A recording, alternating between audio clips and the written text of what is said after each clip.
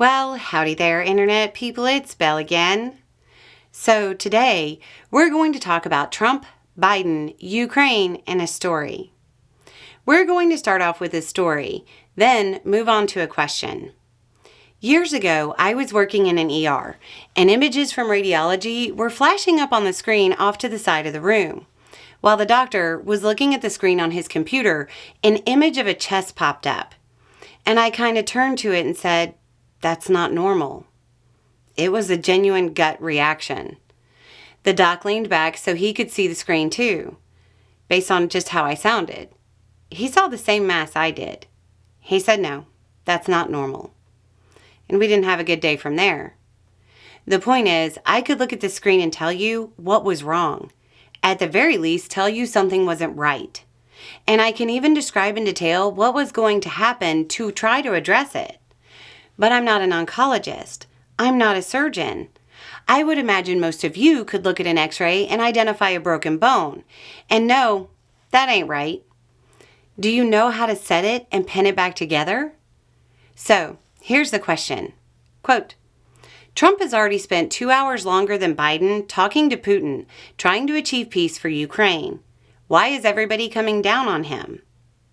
Trump, like most people, can look at Ukraine and say, "Hey, that ain't right." Just like most people can look at an x-ray and spot a broken bone. That doesn't mean he knows how to fix it. And just like trying to fix a broken bone without really knowing what you're doing, you might make it worse.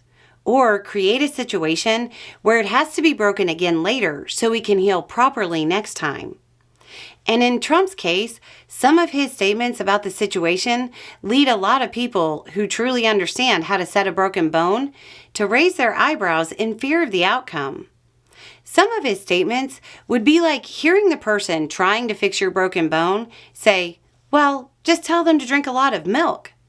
In some cases, it's like hearing them say, "Wear a purple shirt and you'll heal better." In other words, some of his statements are grounded in a misunderstanding of information, and some are so far off base, we don't even know where the idea comes from. In foreign policy, everything is intertwined. It's complicated, and it's hard in the best of circumstances. This is even more true when you're talking about a long-running situation that has already erupted into open conflict. Any quick, easy fix, like he's promised, will certainly set the bone incorrectly and it'll break again later. He might have spent 2 hours talking to Putin trying to achieve peace.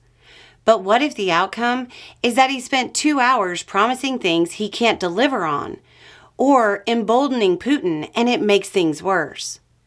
In foreign policy, the simple solution usually isn't. It isn't simple and it isn't a solution.